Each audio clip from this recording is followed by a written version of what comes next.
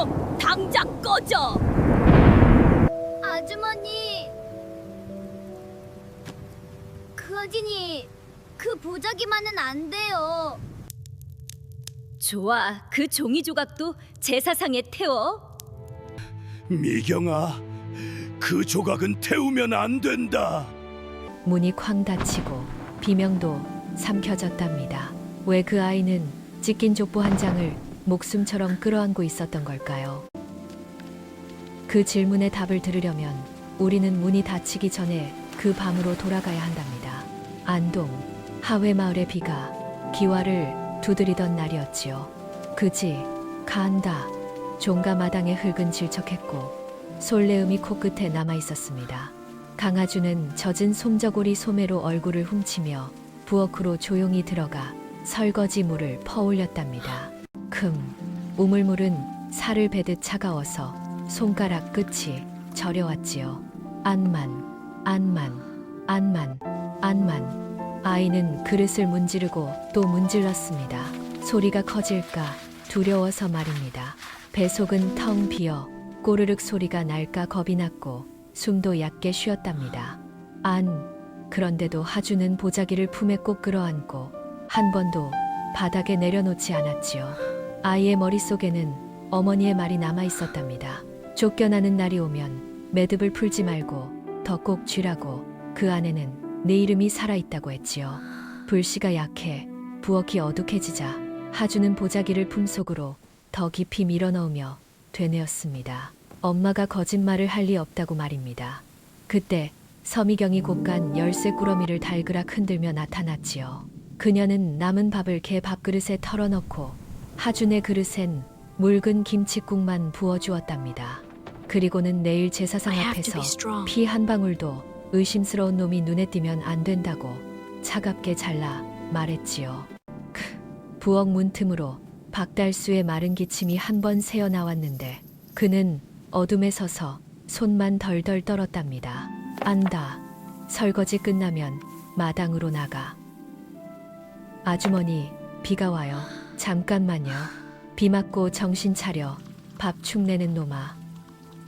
그날 밤 그 아이의 밥그릇이 왜 비어 있었는지 우리는 그 부엌부터 I 들여다봐야 won't 하지 allow it. 않겠어요. This ends now. 그래서 말입니다. No more 우리는 그 chances. 종가 부엌 Leave 안으로 and don't 들어가 return. 보아야 한답니다. This is my final 밤비가 word. 처마 끝에서 뚝뚝 떨어지고 젖은 흙냄새가 문풍지 틈으로 스며들던 그때였지요.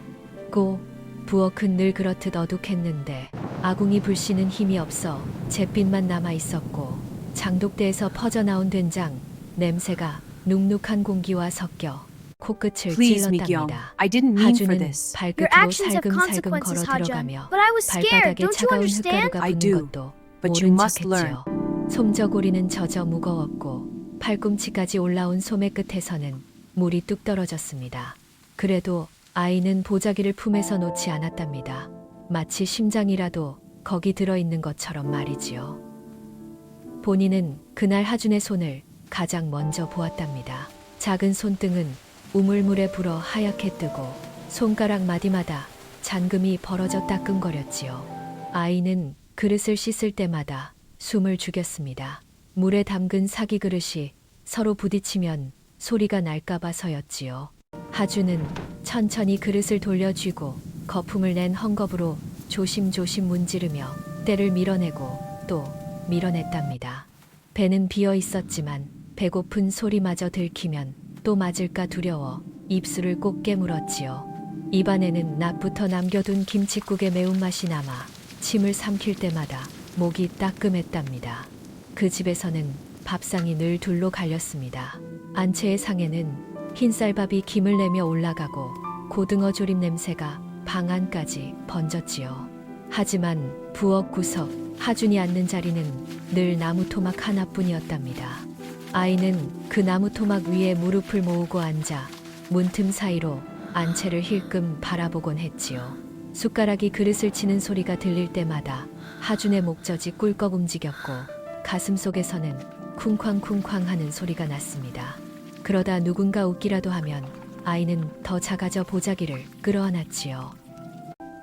잠시 뒤 서미경이 부엌 문을 밀고 들어왔답니다. 그녀는 비를 맞지 않으려고 치맛자락을 살짝 들어 올린 채 금반지를 문지르며 주변을 훑어보았지요. 그녀의 눈은 그릇보다 먼저 하준의 품을 향했습니다.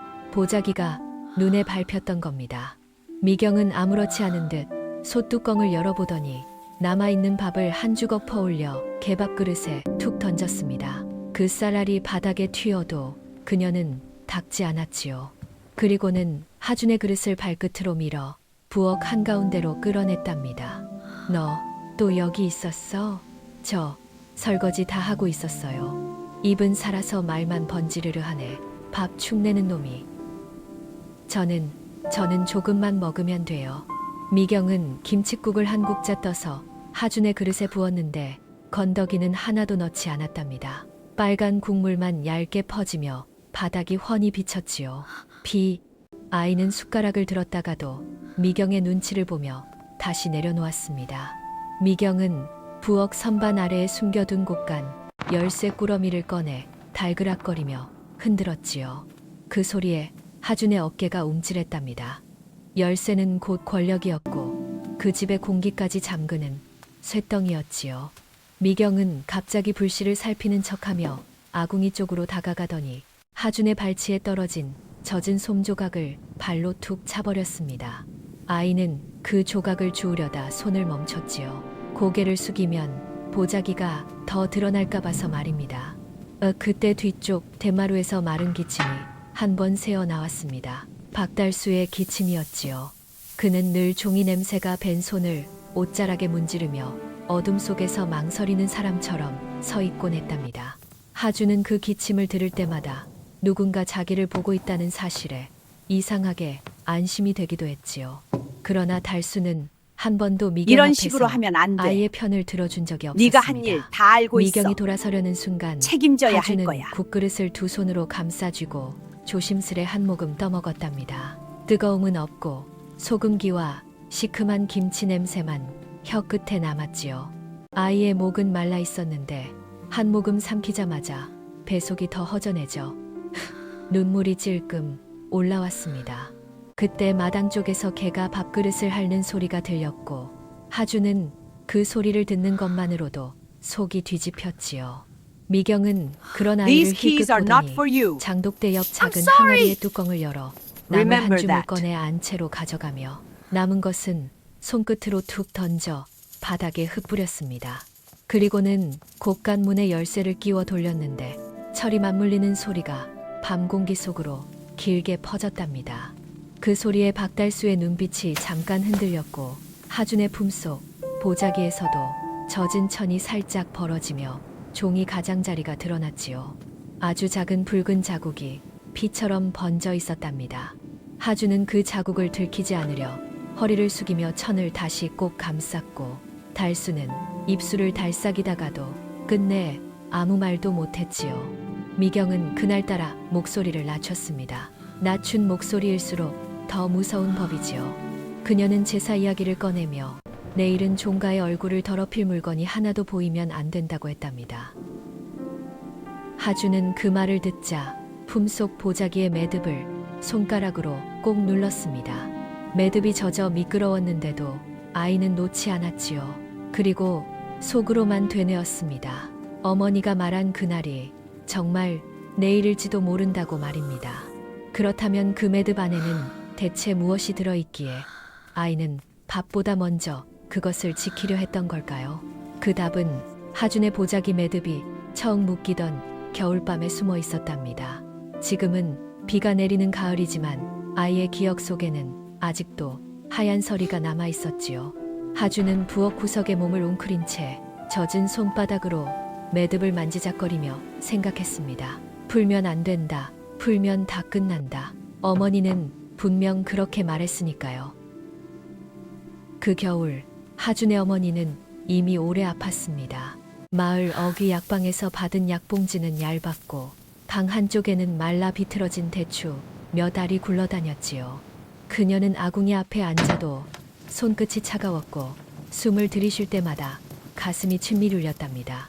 하주는 어머니의 등을 문지르며 오늘은 좀 나아질 거라고 스스로를 속였지요. 아이만은 하지만 어머니의 기침은 점점 깊어져 밤이 되면 목구멍에서 피비린내 같은 숨이 새어나왔습니다. 본인은 그때 종가 뒤편 창고에서 종이와 장부를 맡아보던 늙은 하인이었습니다. 눈이 오던 날 어머니가 두 손을 비벼가며 제게 찾아왔지요. 손등은 터져 피가 배어 있었고 눈썹에는 서리가 내려앉아 있었답니다. 그녀는 말도 길게 못했습니다. 말하면 숨이 모자라서였지요. You think you can 대신 just walk in 품속에서 here and take 반짝이는 what you 금반지 want? 하나를 꺼내 I warn 제 you, there 손에 are 쥐어주며 consequences for such 먹과 arrogance. 붉은 인주를 조금만 구해달라고 했답니다. 하준아, 이리 와서 앉아보렴. 엄마, 또 아파요. 물 떠올까요? 괜찮다, 괜찮다. 내 말만 잘 들어. 어머니는 작은 보자기 하나를 품에서 꺼냈습니다. 색은 바랜 남색이었고 가장자리에는 오래된 바느질 자국이 촘촘했지요. 가. 어머니는 손가락이 떨리는데도 천을 반듯하게 펴고 그 안에 얇은 종이 한 장을 조심스레 넣었습니다. 종이는 이미 한 번 찢긴 듯 가장자리가 들쑥날쑥했고 끝부분에는 붉은 잉크가 번진 흔적이 남아 있었답니다. 이건 밥보다 먼저 지켜야 한다. 왜요? 종이잖아요. 종이가 아니다. 내 이름이다. 내 숨이다. 그럼 아무한테도 말하면 안 돼요. 그래, 아무한테도. 특히 저 집안 사람들한테는. 어머니는 잠시 말을 멈추고 창밖을 바라보았습니다. 밖에서는 to be strong 눈발이 now. 후드득 떨어지며 마당을 덮고 있었고 바람이 휘잉 불어 담벼락을 훑었지요. 어머니의 눈은 젖어 있었는데 눈물이 아니라 두려움이었습니다. 그러다 어머니는 갑자기 아궁이 옆에 놓인 순막대기를 집어들었습니다. 손이 떨려도 멈추지 않고 마룻바닥 먼지를 손바닥으로 쓸어내며 네모난 자리를 만들더니 그 위에 조심스럽게 한 글자를 그렸답니다. 한 글자였지요. 이 글자 잊지 마라. 제 이름이요? 그래, 네가 누구인지 네 입으로 증명할 날이 온다. 어른들이 안 믿으면요. 그럼 그 글자를 써라. 손이 떨려도 흙 위에라도.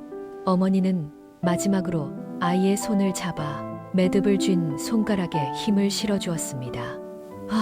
보자기는 아이의 가슴에 달라붙어 따뜻했는데 그 따뜻함이 오래가지 않을 것을 어머니는 알고 있었지요. 그녀는 숨을 한 번 길게 들이마시고 마음속 돌멩이를 삼키듯 말했습니다. 쫓겨나는 날이 오면 매듭을 풀지 마라. 그럼 어떻게 해요? 그날은 더 세게 쥐어라. 누가 잡아당겨도 놓지 마라. 엄마도 같이 가면 안 돼요. 엄마는 다오수. 너랑 같이 못 간다. Why have you come? 말이 끝나자 I had to 어머니의 see you. 기침이 You 폭포처럼 shouldn't 터져 be out 나왔습니다. 하주는 놀라 어머니의 등을 두드렸고 어머니는 손등으로 입을 가린 채 한참을 숨을 고르다 겨우 웃어 보였지요. 며칠 뒤 어머니는 새벽에 조용히 눈을 감았고 하주는 보자기를 품에 안은 채 울음도 제대로 못 울고 굳어버렸지요. 그리고 지금 가을비가 내리는 종가 부엌에서 하주는 그 겨울밤의 글자와 매듭을 함께 떠올렸습니다.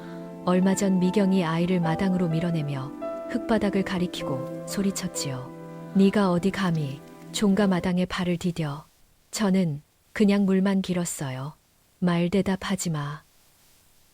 그때 하준의 손가락 끝은 젖은 흙 위를 더듬듯 움직였고 아이는 자신도 모르게 한 글자를 썼습니다. 하준의 하였지요. 그 글자는 금세 발자국에 짓밟혀 사라졌지만 이상하게도 아이는 확신했습니다. 어머니가 말한 이름이 아직 살아있다고 말입니다. 그렇다면 내일 제사상 앞에서 그 이름을 지키려면 무엇부터 해야 할까요? 그 물음이 머릿속을 맴도는 사이 마치 누군가의 손이 목덜미를 잡아당기듯 숨이 막혔지요. 잠시 눈을 감았답니다. 서미경의 열쇠 꾸러미가 다시 달그락거렸답니다. 미경은 안채에서 나온 기색 그대로 부엌 문턱을 밟자마자 하준을 위아래로 훑어보았지요. 아이가 흙 위에 쓴 글자가 눈에 밟혔는지 그녀의 입꼬리는 더 얇아졌답니다. 미경은 아무 말도 없이 장독대 옆으로 가 쌀독 뚜껑을 열고 손을 푹 집어넣었습니다. 손끝에 닿는 쌀알이 얼마 남지 않았다는 걸 확인하자 그녀는 고개를 끄덕이며 뚜껑을 탁 닫았지요. 그리고는 열쇠를 하나씩 펼쳐 손바닥 위에 올려놓고 마치 돈을 세듯 금속을 굴리며 웃었습니다. 열쇠는 여러 개였고 그중 하나엔 붉은 실이 묶여 있었지요. 그리고는 차가운 쇠냄새가 부엌 공기에 섞였고 하주는 그 냄새만 맡아도 목이 마르는 것 같았답니다. 이 열쇠가 뭔지 알아? 모르겠어요. 모르면 배워. 이 집 숨줄이야. 저는 그냥 설거지만. 입 다물어. 네가 설거지하면 쌀이 늘어나냐? 미경은 말끝마다 하준의 가슴을 한 번씩 찌르듯 했지요. 그녀는 곳간 문으로 다가가 자물쇠 구멍에 열쇠를 끼우며 일부러 천천히 돌렸습니다. 철이 맞물리는 소리가 길게 울렸고 그 소리에 하준의 배가 더 크게 꺼져버린 듯 했답니다.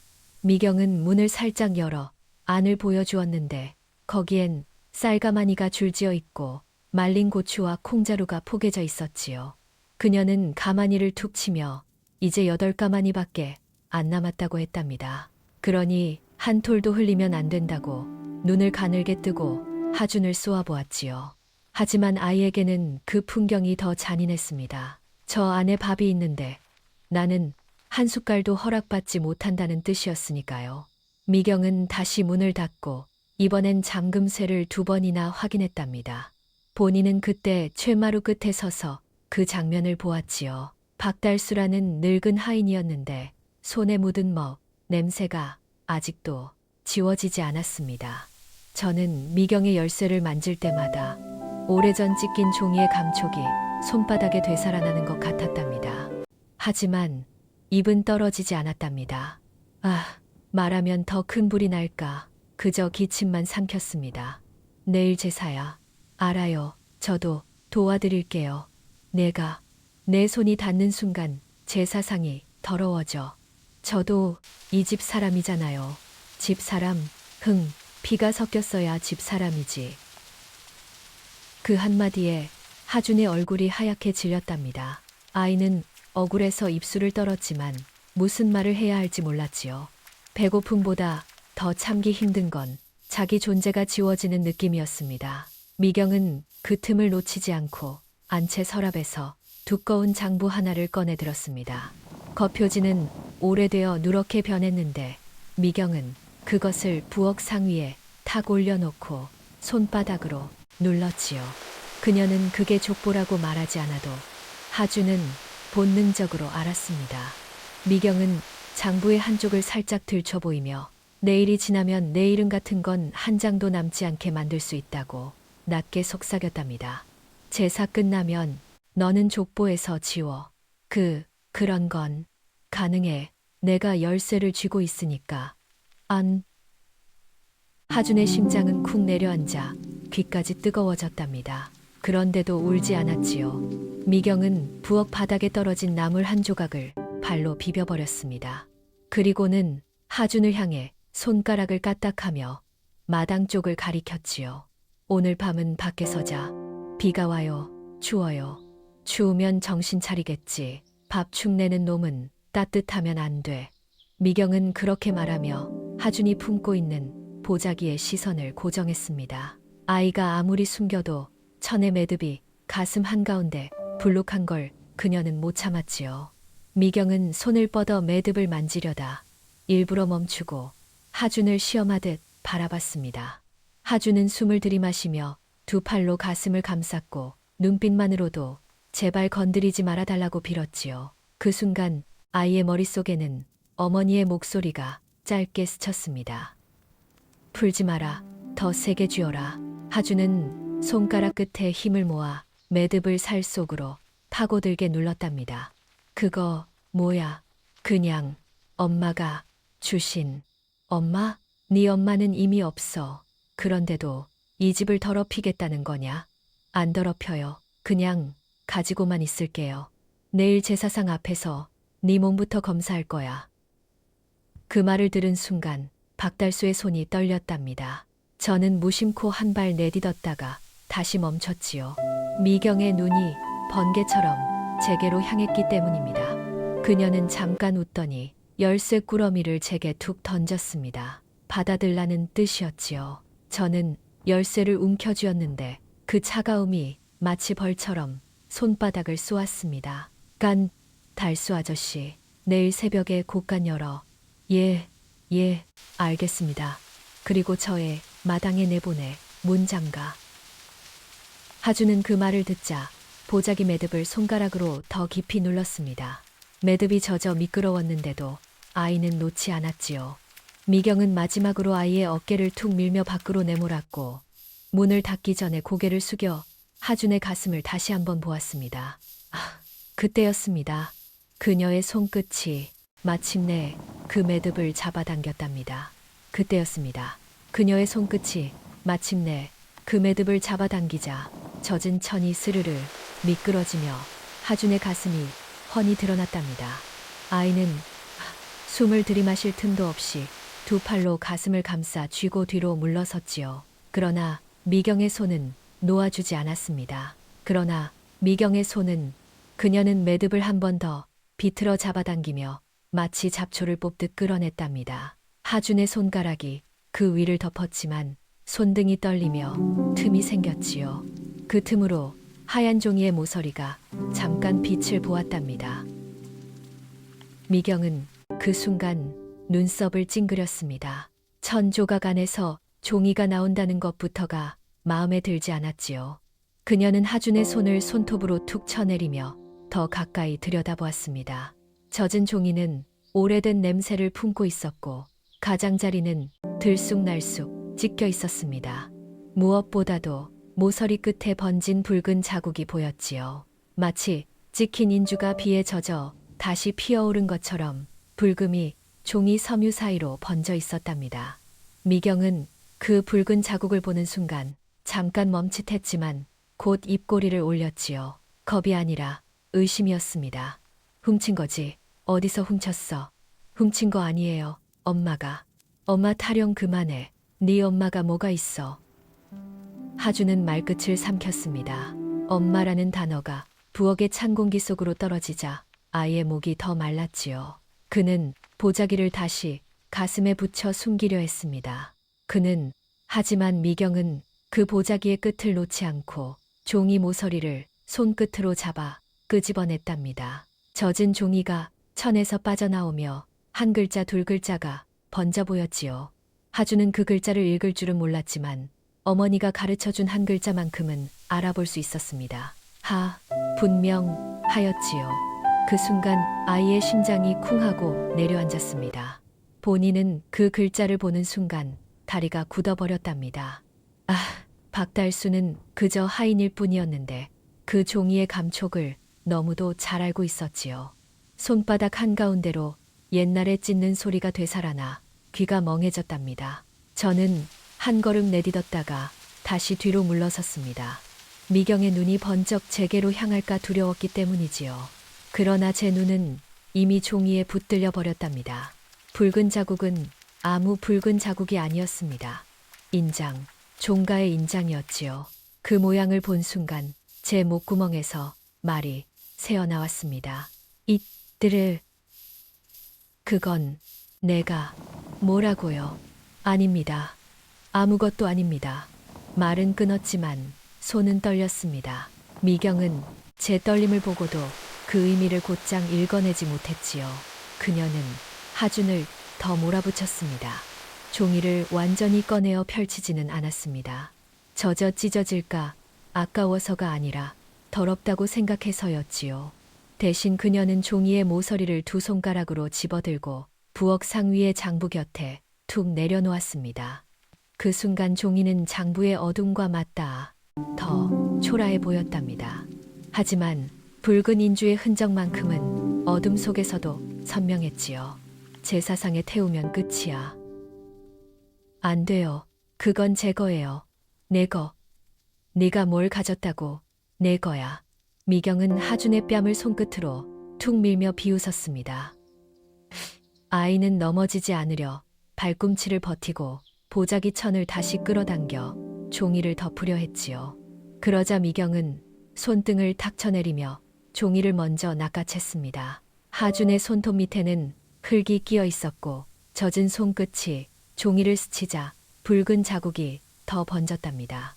마치 누군가 피를 묻힌 것처럼 말이지요. 미경은 그 번짐을 보며 얼굴을 찌푸렸고 더 거칠게 종이를 흔들었습니다. 그때 제 가슴 속에서 오래 묻어둔 목소리가 울렸습니다. 그 밤 어머니가 반지를 쥐어주며 먹과 인주를 구해달라던 목소리 말입니다. 저는 그 부탁을 들어주었고 그 뒤로 종가의 방에서 장부가 뒤집히는 광경을 보았지요. 그리고 저는 찢었습니다. 누가 시켜서였는지, 왜 그랬는지 그 말은 아직도 제 혀끝에서 타고 있었답니다. 저는 미경을 똑바로 바라보지 못한 채 바닥만 보며 중얼거렸습니다. 내가 그 장을 찢었지. 뭘 찢어? 지금 무슨 소리야? 달수 아저씨. 미경의 목소리가 날카로워졌습니다. 그녀는 제 말을 듣고도 그 종이가 무엇인지 끝내 확인하려 하지 않았습니다. 확인하는 순간 혹시라도 자기 손에서 권력이 빠져나갈까 두려웠기 때문이지요. 대신 그녀는 가장 쉬운 결론으로 달려갔습니다. 하준이 어디서 종가의 것을 훔쳐왔다. 그러니 태워 없애야 한다. 미경은 종이를 들고 안채 쪽으로 걸음을 옮기며 일부러 하준의 눈앞에서 흔들어 보였습니다. 하준은 두 손을 뻗어 따라갔지만 미경은 문턱 밖으로 한 발 먼저 나가버렸지요. 내일 새벽 제사 전에 태울 거야. 제발, 제발요. 울지 마. 울면 더 더러워. 본인은 그때 하준의 어깨가 얼마나 작았는지 새삼 느꼈답니다. 아이는 비를 맞은 참새처럼 떨면서도 눈을 깜빡이지 않고 종이만 바라봤지요. 그리고 저는 알았습니다. 드디어 올 것이 왔다는 것을 말입니다. 만약 그 종이가 불에 닿는 순간 그 아이의 이름도 함께 타버릴 테니까요. 그 두려움이 채가시기도 전에 집안일은 더 빠르게 돌아가기 시작했답니다. 제사 하루 전날이면 종가에서는 늘 그렇지요. 안채에서는 약한 불빛 아래서 나물들이 물기를 털고 있었고 마른 생선에서 비린내가 은근히 올라왔으며 부엌 바닥은 젖은 발자국으로 얼룩져 있었습니다. 그 바깥에서는 후드득 떨어지는 빗방울이 기와를 두드리고 바람이 휘잉하고 담장 너머로 지나가며 문풍지를 가늘게 흔들었지요. 하준은 마당 끝 처마 아래에 서서 손가락을 꼭 쥐었습니다. 보자기는 품속에서 더 무거워진 듯했고 종이 한 장이 젖어 찢어질까 겁나서 숨도 크게 쉬지 못했답니다. 서미경은 그날따라 더 정갈한 척을 했습니다. 그녀는 젖은 치맛자락을 털고 손을 씻고 마치 종가의 주인이라도 된 듯 상위를 정리했지요. 그리고는 안채로 들어가 작은 방에서 몇 사람을 불렀습니다. 큰 소리로 마을을 모으진 않았답니다. 아직은 때가 아니었지요. 다만 가까운 친척 몇과 남편 그리고 하인 하나면 충분하다고 여긴 겁니다. 미경은 찻잔을 내려놓으며 혀끝에 가시를 숨긴 말투로 이야기를 꺼냈습니다. 내일 제사상에 더러운 건 하나도 올리면 안 돼요. 더러운 거라니 무슨 말이요? 그의 말이에요. 피가 어디서 섞였는지도 모르는 애가 종가 마당을 밟고 있잖아요. 아직 어린데 비라도 맞으면 비 맞아야 정신 차리죠. 밥 축내는 놈은 따뜻하면 안 돼요. 그 말이 떨어지자 방 안 공기가 잠깐 붙는 듯 했답니다. 누군가는 젓가락을 만지작거렸고 누군가는 헛기침을 삼켰지요. 아미라, 칸칸고, 칸간고모, 아미랑고모, 아미라. 하지만 미경은 그 틈을 파고들었습니다. 그녀는 열쇠 꾸러미를 꺼내 손바닥 위에서 굴리며 쇠가 부딪히는 소리를 일부러 길게 냈습니다. 열쇠는 곧 먹을 것의 문이었고 잠자리의 문이었고 그 살아남는 길의 문이었지요. 미경은 그 열쇠를 쥔 손으로 탁자를 두드리며 내일 아침 해 뜨기 전까지 그 애를 안채 근처에 얼씬도 못하게 하겠다고 말했답니다. 밖에서 그 이야기를 다 듣지 못한 하준은 어쩐지 자기 이름이 불린 것만 같아 어깨를 움츠렸습니다. 아이는 젖은 흙바닥을 한 발 디뎌보았다가 발끝이 미끄러지자 재빨리 뒤로 물러섰지요. 차가운 물이 신발 틈으로 스며들어 발가락이 저릿했는데도 하주는 울지 않았답니다. 울면 더 크게 보일까 두려웠고 울면 더 쉽게 쫓겨날까 무서웠지요. 품속에서 종이를 감싼 천이 축축해져 매듭이 손가락에 달라붙었습니다. 어머니가 말했던 그 말이 비냄새 속에서 다시 살아났지요. 풀지 마라, 더 세게 쥐어라. 하주는 손바닥을 땀과 빗물로 젖힌 채 매듭을 꾹 눌렀답니다. 그때 안채문이 열리더니 미경이 성큼성큼 걸어 나왔습니다. 그녀의 눈은 곧장 하준의 가슴으로 향했지요. 하준이 보자기를 숨기려 팔을 더 모으자 미경은 입꼬리를 비틀며 코웃음을 쳤습니다. 스텝. 그리고는 하준의 어깨를 잡아 마당 한가운데로 끌고 갔답니다.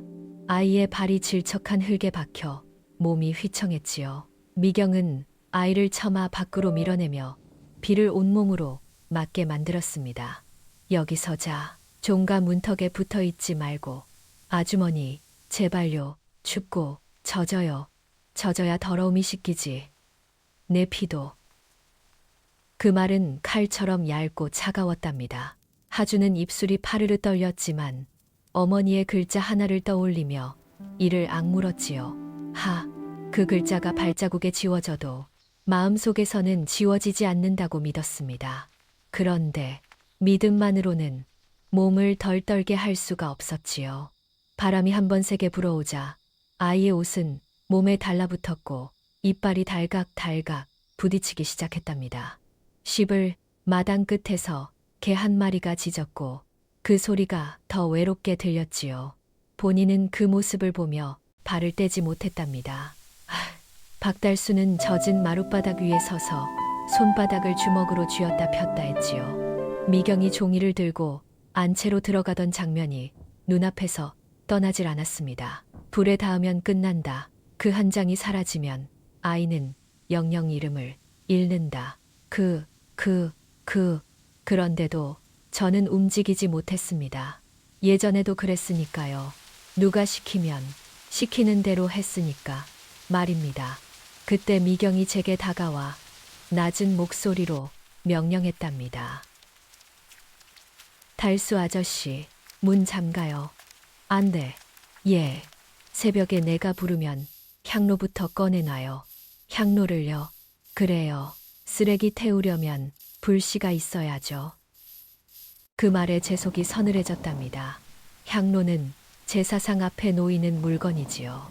그것을 쓰레기 태우는 데 쓰겠다는 말은 곧 내일 제사상 앞에서 무슨 일이 벌어질지를 예고하는 것이었습니다. 저는 대답 대신 고개를 숙였지만 눈은 하준 쪽으로 갔답니다. 아이는 비를 맞으며 처마 끝을 바라보고 있었고 그 눈빛에는 살고 싶다는 말이 가득했지요. 그리고 바로 그때였습니다. 미경이 문고리를 잡으며 마지막으로 차갑게 덧붙였답니다. 내일은 그의 가슴에 있는 것부터 꺼낼 거야. 그 말이 끝나자 미경은 문을 쾅 닫아버렸고 하주는 처마 아래에서 비를 맞은 채 한참을 서 있었습니다. 밤새 비가 그치지 않았는데도 종가 안채에서는 새벽부터 사람들이 들락날락했지요. 제삿날 아침이 되자 마당은 젖은 흙냄새와 향냄새가 뒤섞였고 상 위에는 나물 접시들이 하나둘 놓이기 시작했답니다. 본인은 향로를 닦는 척하며 손을 떨었지요. 미경이 말한 그 순간이 진짜로 오고 있다는 걸 알고 있었으니까요. 부엌 문이 열리며 친척 몇이 들어왔고 젖은 고무신 소리가 탁탁 마루를 두드렸습니다. 누구는 제사상에 올릴 술병을 들고 누구는 과일 광주리를 들고 있었지요. 그들이 하준을 흘끗 보고도 모른 척하자 아이는 더 작아졌습니다. 그때 미경이 상머리 쪽으로 걸어 나와 손을 탁 치며 사람들을 모았답니다.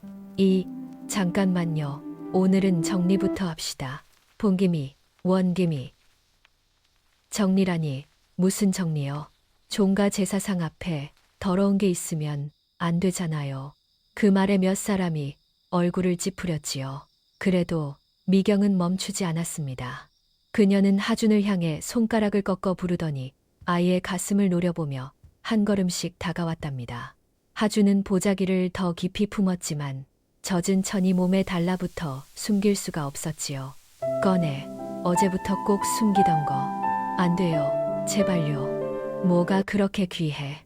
밥은 훔쳐 먹어도 되면서.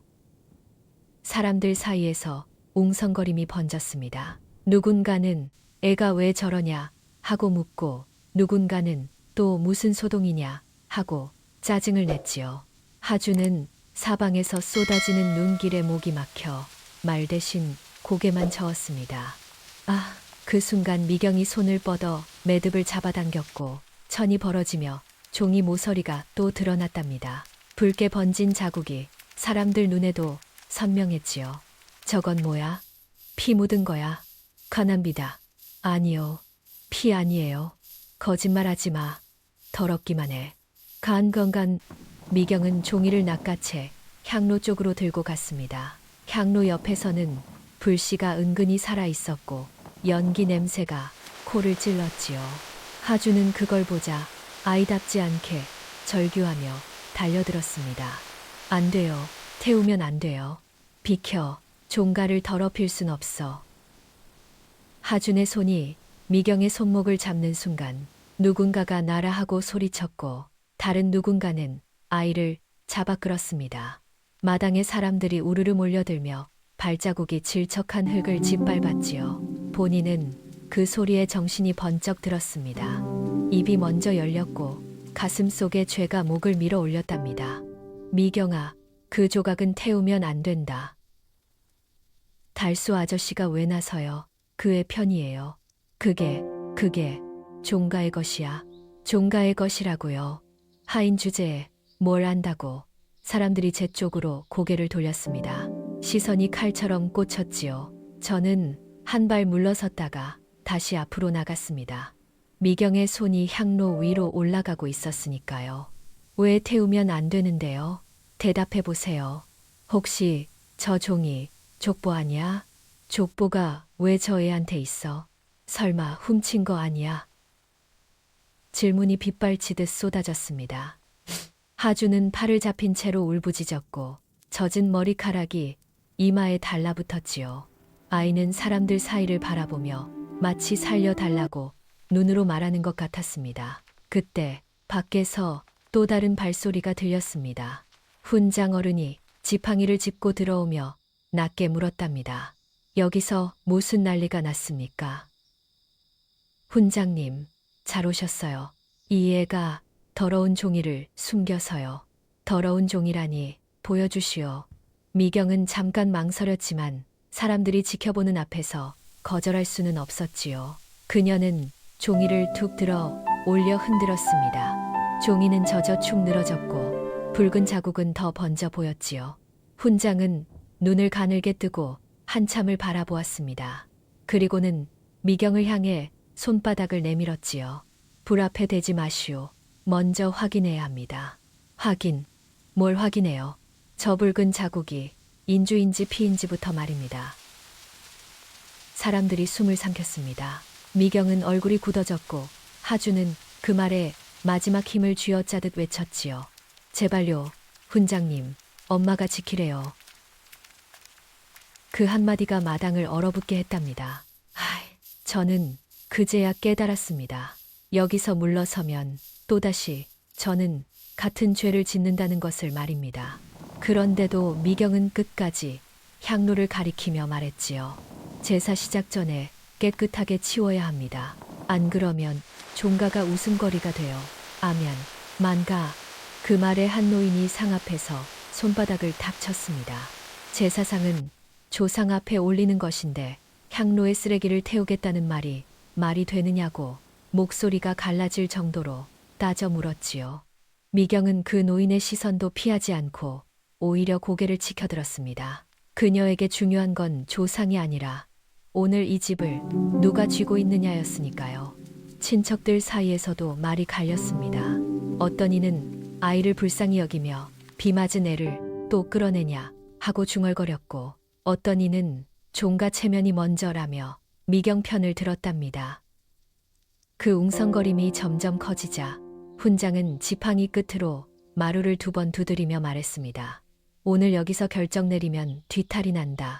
종이를 보자기째 불 앞에 대면 조상도 노할 일이다. 그러니 먼저 달수에게 맡겨 말려두고 서원에 있는 기록과 맞춰보자고요.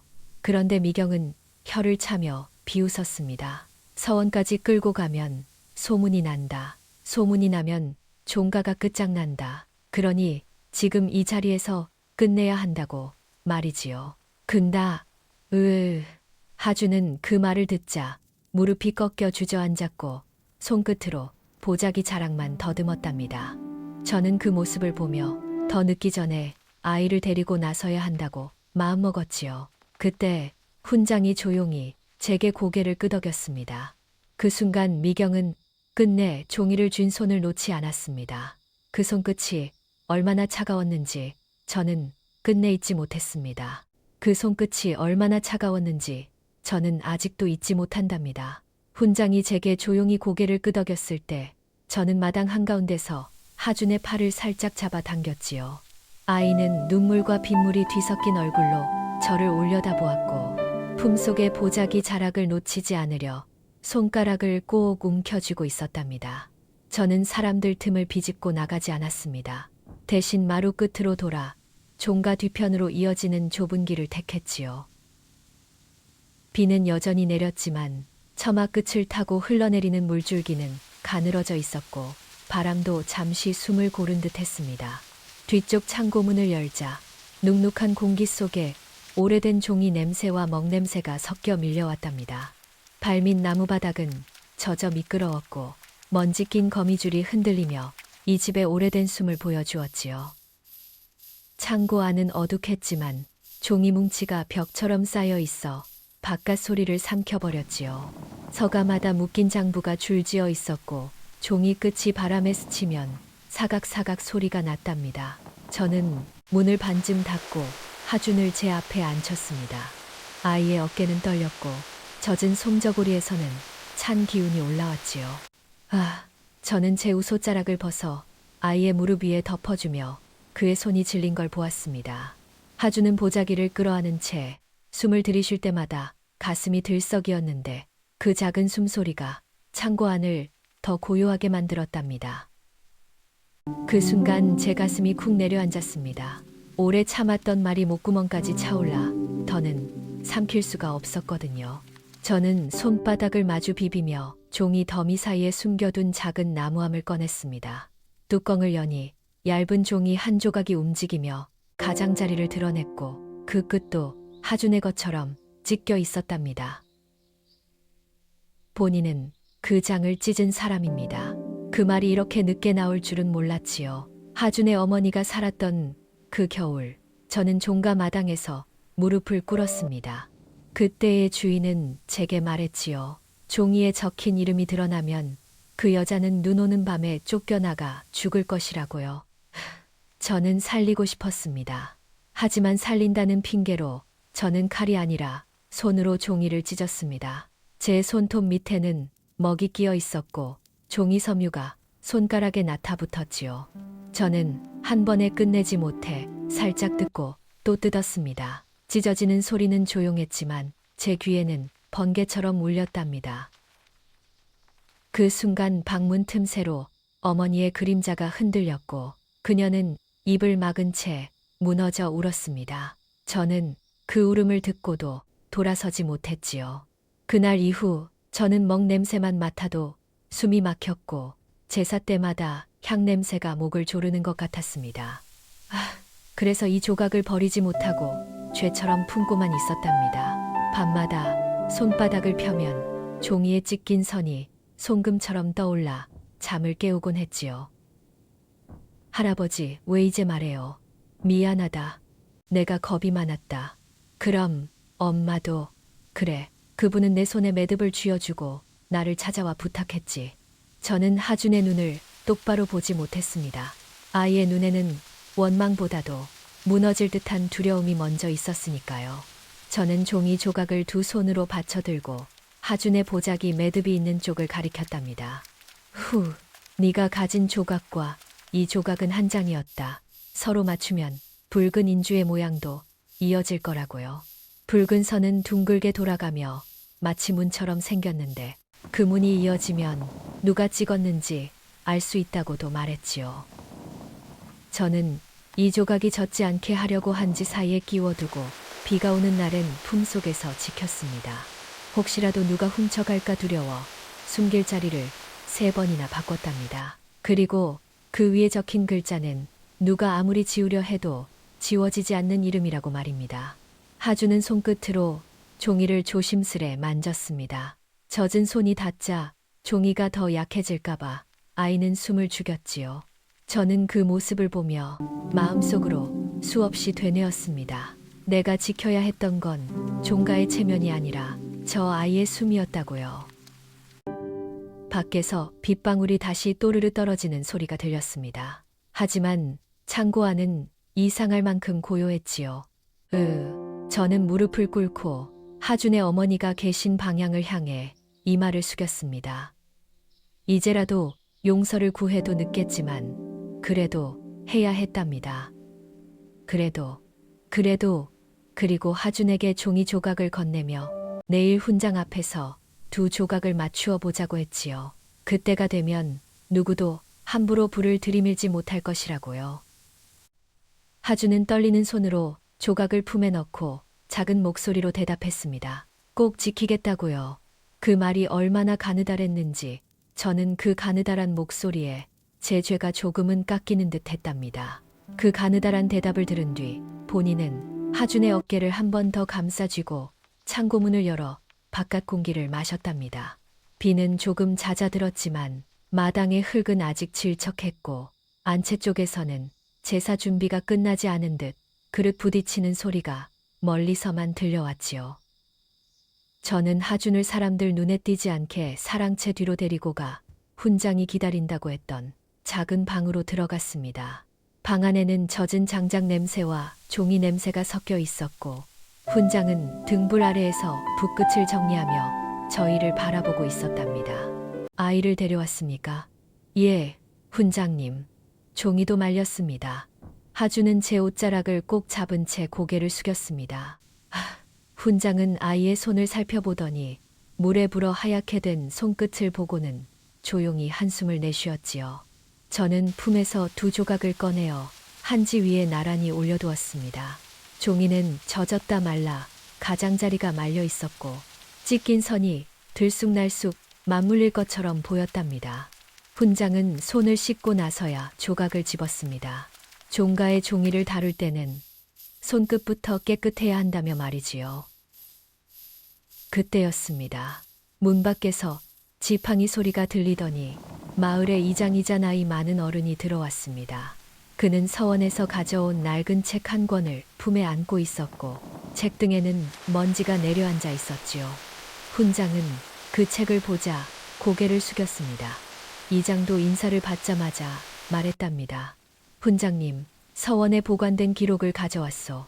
괜한 소문이 날까 싶어 아무에게도 말하지 않았소. 방 안은 더 조용해졌습니다. 훈장은 2 조각을 맞대어 천천히 밀어보았습니다. 찢긴 선이 한 번 어긋났다. 다시 맞고 2 번째에 딱 이어졌지요. 그 순간 붉은 자국도 한 원을 이루며 이어졌습니다. 인주가 번져 흐릿하긴 했지만 문양의 끝이 서로를 찾아붙는 모양이었답니다. 저는 그걸 보는 순간 숨이 목에 걸렸습니다. 그 인장을 제가 예전에 보았기 때문이지요. 이 붉은 문양, 종가의 인장입니다. 정말입니까? 훈장님, 틀릴 수가 없지요. 이 집의 어른이 쓰던 인장과 같소. 하주는 고개를 들었습니다. 아이의 눈에 처음으로 빛이 돌았지요. 하지만 훈장은 아직 끝이 아니라고 손바닥을 들었습니다. 그는 종이 위에 글자를 더듬으며 항렬자를 확인했습니다. 글자가 다 번진 건 아니었고 맨 윗줄에는 또렷한 한 글자가 남아 있었지요. 하주는 그 글자를 보며 입술을 달달 떨었습니다. 이 글자, 하, 맞지요? 예, 하준의 하입니다. 훈장은 작은 종이 한 장을 꺼내어 하준 앞에 놓고 먹을 찍어 주었습니다. 아이 손은 떨렸지만 붓끝이 종이를 스치자 금세 고다졌지요. 하준은 천천히 2 획을 그어 하자를 완성했고 먹이 번지는 모양도 또렷했습니다. 훈장은 그 글자를 서원의 기록과 대어 보았고 꺾이는 자리까지 놀랄 만큼 닮아 있었습니다. 누가 봐도 이상했지요. IPAET 이장은 낮게 중얼거렸습니다. 어린애 손에서 이런 글씨가 라고요. 훈장은 고개를 끄덕이더니 이장이 가져온 서원의 책을 펼쳤습니다. 책장을 넘길 때마다 종이들이 바삭하게 울렸고 먹으로 적힌 이름들이 줄지어 나왔답니다. 훈장은 한 줄을 손끝으로 짚어 종이 조각의 글자와 비교했습니다. 그리고는 저를 바라보며 묻지요. 달수, 그날 네가 찢은 장이 바로 이 장이냐? 예, 제가 했습니다. 그 말을 내뱉는 순간 제 목이 타들어갔습니다. 훈장은 잠시 눈을 감았다 뜨고 책의 가장자리에서 작은 주석을 찾아 읽었습니다. 거기에는 다른 글씨로 덧붙여진 문장이 있었지요. 알고 보니 그 문장은 종가의 어른이 마지막에 남긴 기록이었습니다. 아이를 바꿔 숨긴 이유가 피를 지키기 위해서였다고 말이지요. 누군가 종가의 이름을 훔치려 했고 진짜 아이는 다른 집으로 보내 숨겼으며 언젠가 인장이 있는 조각을 맞추면 다시 찾을 수 있다고 적혀 있었답니다. 이장은 그 주석을 보고 손바닥을 무릎에 탁 쳤습니다. 훈장은 고개를 들고 조용히 말했지요. 그러니까 이 조각을 가진 아이가 돌아올 때를 기다린 겁니다. 그럼 하준이. 그때 문이 벌컥 열리며 서미경이 들어왔습니다. 그녀는 얼굴에 웃음을 억지로 붙이고 있었지만 눈동자는 사납게 흔들렸지요. 미경은 이장을 보고도 예를 다하지 않고 곧장 종이 조각을 향해 손을 뻗었습니다. 그 종이 아직도 안 태웠어요. 감건에 분장님까지 끌어들이면 종가가 망신입니다. 이 쓰인 미경아, 손 떼라. 이건 망신이 아니라 진실이다.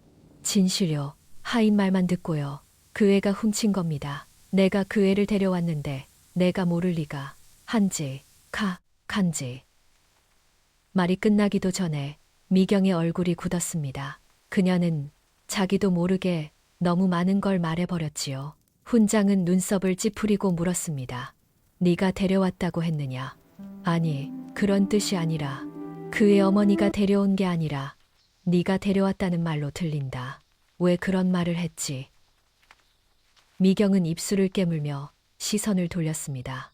그때 사랑채 마루 끝에서 한 아이가 얼굴을 내밀었습니다. 미경의 아들이었지요. 아이는 어른들 분위기에 겁을 먹은 듯 발끝만 굴리고 있었습니다. 훈장은 그 아이를 바라보며 조용히 묻습니다. 네가 종가의 피라면 네 학렬자는 무엇이냐? 저는 모르겠어요. 모른다. 내 이름에 그 글자가 들어있느냐? 미경이 급히 끼어들었습니다. 애가 어리잖아요. 라고요. 하지만 훈장은 하준을 가리켰습니다. 하준은 그를 몰라도 자기 하를 알고 있었습니다. 애가 그 차이가 방안 공기를 갈랐지요. 이장은 서원의 책을 다시 펼쳐 종가의 아이에게 붙는 학렬자를 또렷이 읽어주었습니다. 그리고 하준에게 물었습니다. 하준아, 네가 흙바닥에 썼다는 글자가 바로 그거냐? 예, 저는 그냥 손이 그렇게 움직였어요. 훈장은 그 말을 듣고 종이 조각을 들었다가 내려놓았습니다. 그리고는 짧게 선언했습니다. 이 아이의 이름은 족보에 살아 있습니다. 그럼 미경은 종이를 태우려 한 죄는 조상 앞에서 큰 죄요. 미경의 얼굴이 새하얘졌습니다. 그녀는 마지막으로 발악하듯 소리쳤습니다. 그 주석 누가 써넣은지 어떻게 알아요? 조작이면요. 조작이라면 왜 너는 스스로 네 입으로 내가 데려왔다고 했느냐? 그 한마디에 미경은 말을 잃었습니다. 방 안은 조용했지만 그 침묵이 가장 시끄러웠답니다. 본인은 그 순간 알았습니다. 안는 이제 더는 도망칠 곳이 없다는 것을 말입니다. 그리고 하준은 보자기 매듭을 풀지 않고도 처음으로 숨을 길게 내쉬었습니다. 그 숨이 길게 빠져나가자 아이의 어깨가 아주 조금 내려앉았답니다. 저는 하준의 손을 잡고 사랑채를 나와 제사상을 모실 대청으로 걸음을 옮겼지요. 새벽 안개가 마당을 훑고 지나가며 젖은 솔잎 냄새를 퍼뜨렸고 처마 끝에서 떨어진 물방울이 흙을 톡톡 두드렸습니다. 대청 안에는 이미 향내가 배어 있었는데 누군가 조상님께 올릴 술잔을 닦고 있었고 촛불은 바람을 먹은 듯 가늘게 흔들리고 있었지요. 훈장은 종이 조각을 두 손으로 받쳐들고 신이 앞에 조심스레 올려두었습니다. 그리고는 하준을 앞으로 불렀지요. 아이는 맨발에 가까운 집신을 끌며 한 걸음씩 나왔고 저는 그 뒤에서 숨을 삼켰답니다. 훈장은 낮은 목소리로 말했습니다. 강씨 종가의 피는 이 아이에게 이어져 왔습니다. 그 한마디가 대청의 공기를 갈랐고 누구도 쉽게 고개를 들지 못했지요. 하준은 보자기 매듭을 풀지 않은 채 가슴에 꼭 안고 고개를 숙였습니다. 서미경은 끝내 버티려 했습니다. 그녀는 손에 쥔 종가의 열쇠 꾸러미를 딸랑거리며 자신이 아니면 이 집이 굴러가지 않는다고 말했지요. 하지만 이장은 한 발 앞으로 나와 열쇠를 내려놓으라고 했습니다. 종가의 얼굴을 더럽힌 손이 더는 문을 열 수 없소. 미경의 손가락이 잠깐 떨렸고 그녀는 억지로 웃으며 대꾸했습니다. 내가 나가면 누가 제사를 치러요. 그때 훈장이 짧게 답했답니다. 제사는 조상께 드리는 것이지 네 체면을 세우는 자리가 아니다. 그 말에 미경의 얼굴이 붉어졌다가 이내 하얘졌습니다. 결국 그녀는 열쇠를 대청마루에 내려놓았고 쇠붙이가 나무에 닿는 소리가 이상하게 크게 울렸지요. 이장은 마을의 오래된 예를 꺼냈습니다. 종가의 물건을 불에 대려 한 자는 조상 앞에 서지 못한다는 말이었답니다. 미경은 한순간에 말이 줄어 고개를 돌리고 대문 쪽으로 걸어 나갔습니다. 누구 하나 붙잡지 않았고 그 등이 멀어질수록 마당은 더 넓어 보였지요. 그 뒤로 대청은 다시 고요해졌습니다. 누군가 젖은 문풍지를 살짝 눌러 바람기를 막았고 촛불도 더는 흔들리지 않았지요. 훈장은 보자기 끝을 손끝으로 살짝 들어 붉은 인장이 묻은 모서리를 확인하고는 그것을 헝겊 사이에 다시 숨겨주었습니다. 이건 내일 서원 기록과 함께 봉함에 둘 테니 오늘 밤만은 누구도 건드리지 마시오. 이장은 고개를 끄덕이며 이 집의 열쇠를 하준의 앞에 조심스레 밀어놓았습니다. 아이는 손을 뻗어 못하고 그저 열쇠를 바라보기만 했는데 그 눈빛이 마치 뜨거운 밥그릇을 처음 보는 아이처럼 두려워 보였답니다. 본인은 그 자리에 무릎을 꿇었습니다. 신이 앞에 이마를 대자 차가운 마루가 피부로 스며들었고 가슴 속에 오래 묵은 돌덩이가 굴러 떨어지는 듯 했답니다. 죄송합니다. 제가 겁이 나서 어머니의 울음과 함께 종이를 찢었습니다. 저는 떨리는 목소리로 그날 밤을 고백했고 하준의 어머니가 아이를 품고 눈밭을 헤매던 모습을 떠올리며 숨이 막혔지요. 그러자 하준이 제 옆으로 다가와 작은 손으로 제 소매 끝을 살짝 잡았습니다. 할아버지, 이제 끝난 거죠. 그래, 이제는 끝내야지. 하준은 제 말이 떨어지자 조상님 앞에 천천히 절을 올렸습니다. 저는 그 아이가 저에게 절하는 줄 알고 놀랐는데 알고 보니 하준은 조상님께 먼저 인사를 드리고 그 다음에야 제게 고개를 숙였답니다. 아이의 목이 가느다랗게 굽혀지는 모습을 보며 저는 알았습니다. 이 아이는 밥 한 술보다 먼저 예를 배웠고 모욕 속에서도 마음을 잃지 않았다는 것을 말이지요. 대청 한쪽에서는 제사 음식이 조용히 정리되고 있었고 누룽지 냄새와 된장국 냄새가 퍼졌습니다.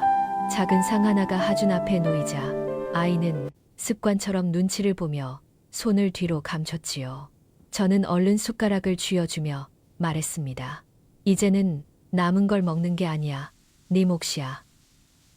하준은 그 말을 믿지 못하겠다는 듯 바라보다가 뜨거운 밥알을 한 숟가락 떠 입에 넣었습니다. 그 순간 아이의 눈이 동그래지며 참아왔던 울음이 한꺼번에 올라왔지요. 하준은 소리 내 울지 않으려 입술을 깨물었고 저는 그 작은 턱이 떨리는 것을 보며 제 죄가 다시 목을 조르는 듯 했답니다. 저는 눈물을 훔치며 속으로 되뇌었습니다. 종이는 찢을 수 있어도 피는 찢을 수 없다고요. IKT. 사람을 구석에 몰아넣을 수는 있어도 결국 진실은 불빛처럼 다시 드러난다고요. 그리고 그날부터 종가의 문은 아이의 손을 생각하며 열리고 닫혀야 한다는 것을 말입니다. 여러분, 누군가를 밥축내는 짐이라 부르는 말은 결국 그 말을 한 사람의 입을 무너뜨리는 법이랍니다. 하이, 피는 숨겨도 죄는 숨기지 못하니까요. 오늘 이야기가 마음에 남으셨다면 부디 건강 챙기시고 비슷한 일을 겪어보신 분들은 꼭 한마디 남겨주시면 어떻겠어요?